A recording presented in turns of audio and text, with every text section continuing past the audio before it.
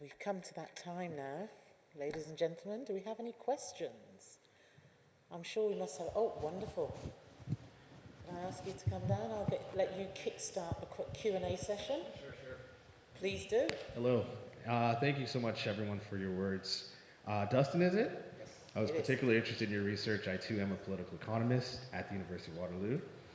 I just really thought it was a difference of perspective, however, that you had, and I wondered if I could get into it. I have a little note here, and I thought you rightly identified this current moment, this epoch for the Caribbean to as you said, realize how did you put it? You realize the equitable development partnerships that have long eluded it, right?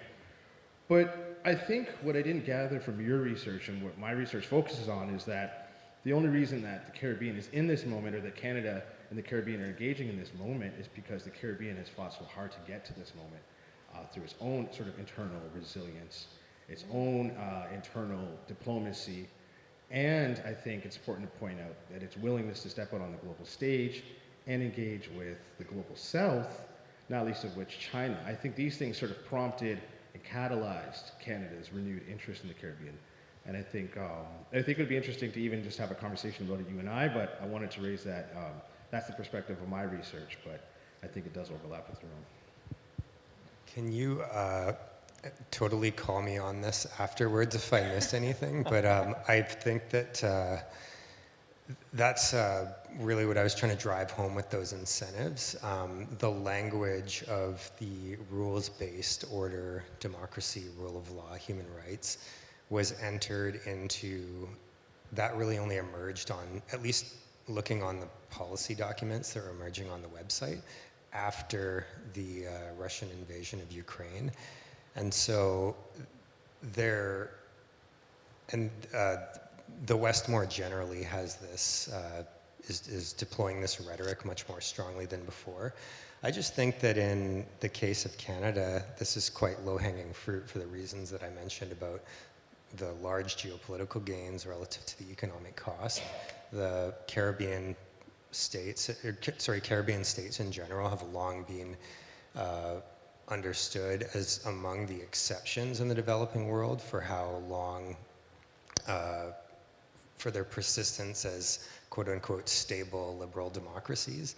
And in the case of, there was a really good article that came out by a couple UWI researchers a couple years ago.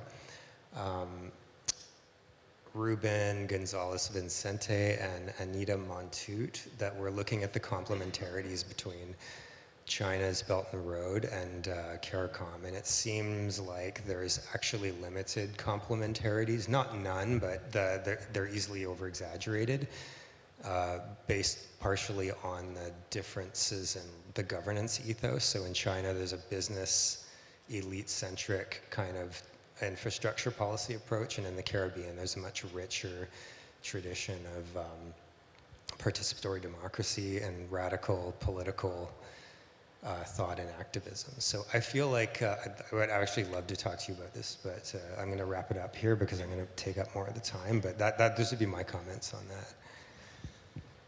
Thank you. I'm glad you can both connect afterwards, because I think that would be a very interesting discussion between certainly between the two opinions there. Do we have any other questions?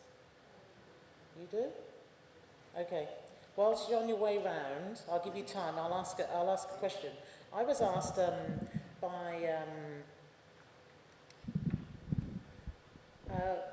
I wouldn't say a colleague, but somebody had asked me a question saying to me, well, can you explain why the relationship between Canada and the Caribbean is so strong, but yet when it comes to the movement of labour, so for example, skilled persons, whether it's, carpenters or nurses or otherwise, why is it that they have to come back over here to be retrained in a particular way? There's not a agreement or recognition of sort of prior learning, whether it's that combination, whether it's academic or experiential. And do we feel that there is a mechanism that should really come into play when it comes to allowing this to be a lot more fluid than it currently is. And I will open the floor to anybody who wishes to answer that. I think that problem is, They'll turn it on for you. It's on already. okay, yes, sorry. I think that problem is similar with all labor coming into the country. There's a gap that I don't know, you know, we're not ready to deal with it in the way that we should be.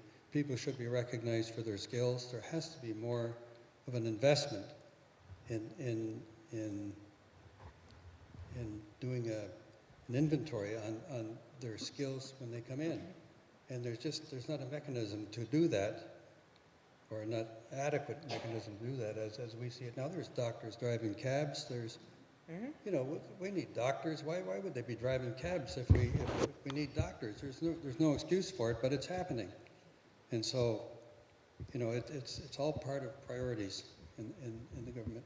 And I think to Robert's point, where we had a lot of seasonal labor coming in from the Caribbean during the tobacco picking time, orchards, apple picking time. There's thousands of them that came up, even in my day in the 50s and 60s. And it was really a way for them to make the money that they needed to survive in those days. So. Thank you. This doesn't answer the entire question, but speaking as a trade negotiator who's, you know, faced some requests from other sides about precisely that. I mean, when you look at the professions, for example, the regulated professions, the Canadian context is that these are self-governing, self-regulating professions at the provincial level, and so when the federal government goes out to negotiate with Europe or with CARICOM, it's impossible to make commitments with respect to credential recognition without not only the provincial governments who these self-regulating bodies report to, but without getting the profession, the regulatory bodies of the individual professions in all 13 jurisdictions to agree as well. And that's a whole dance that has proven to be impossible in almost every context. I think we've just done a deal under the CETA with Europe to see architects recognized as you know, the credentials are recognized back and forth. And I think the engineers have done the same. But those are probably the two examples that I can think of that have been successful, and it's largely because of the way at the professionals level our bodies are regulated. Thank you. Dustin, you wish to add to that? I was just going to add on to Hemi's point, or it inspired the thought in me rather, that that's as far as the increasing the value chain connections between CARICOM and Canadian firms, that's one. I've never seen this discussed in the policy or academic literature, but having a Chamber of Commerce be able to like identify how to navigate these provincial regulatory environments, and even culturally how to navigate English-speaking Canada. I don't mean that lightly. Like, I'm sure everyone in this room who is not from Canada or knows somebody who came to Canada from abroad, it's very hard to navigate the labor market at the best of times, and that's just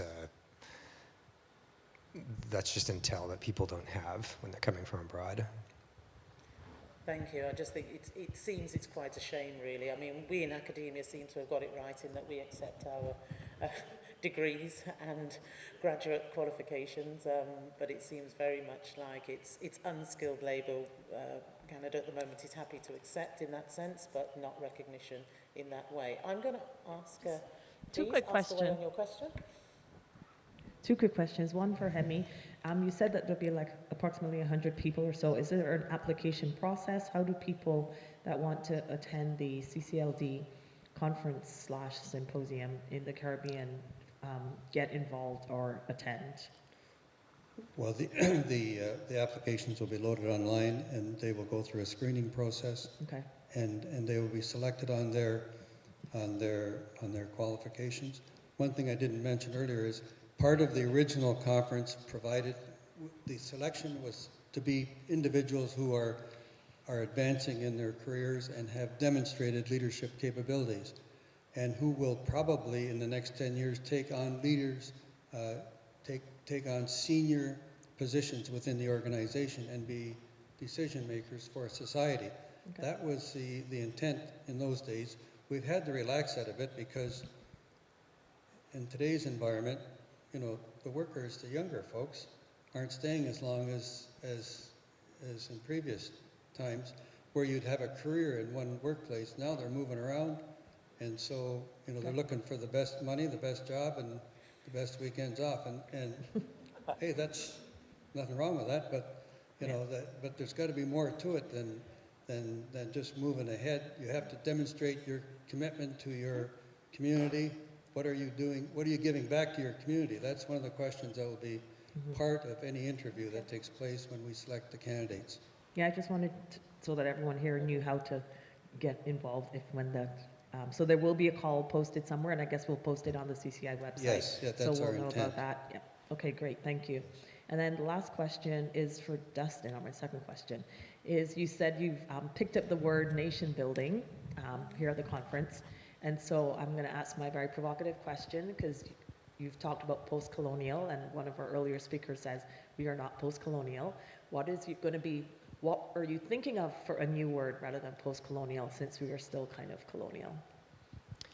In November last year, the University College London and the government of Barbados recently launched a strategy for inclusive and sustainable growth framework, and it is linked to the new buzzword for this kind of, using the phrase nation building loosely, is mission-oriented, mission-led, and it's basically like the economist who coined it, who was at that school, it took the inspiration from the mission to the moon, basically to try to get a good old-fashioned American story out that was like, look, this is a national thing. This isn't to try to skew the I guess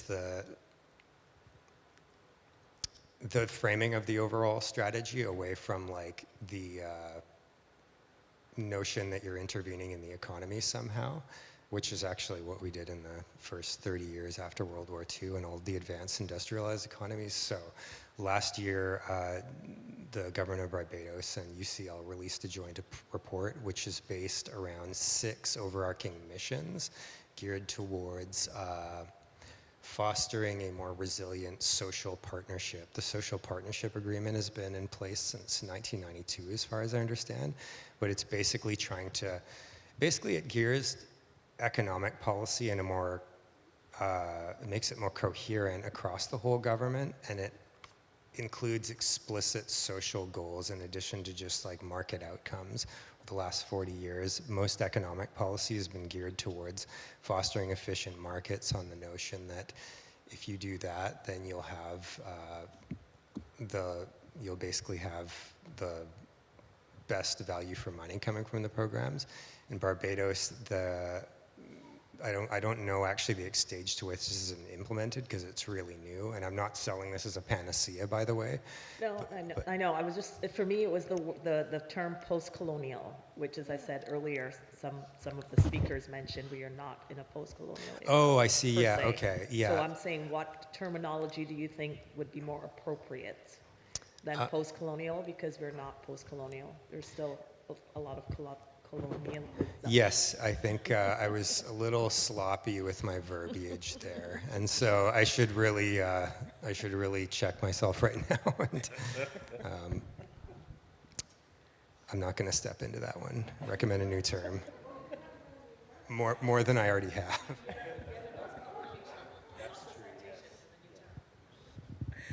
Okay, thank you. Do we have any other questions? Oh, come on, there's got to be a burning question out there. This is probably one of the most provocative. Oh, apparently there's a nuclear reactor tour at 3:30. So those of you, I think this might be the opportune moment to wrap it up, as they say.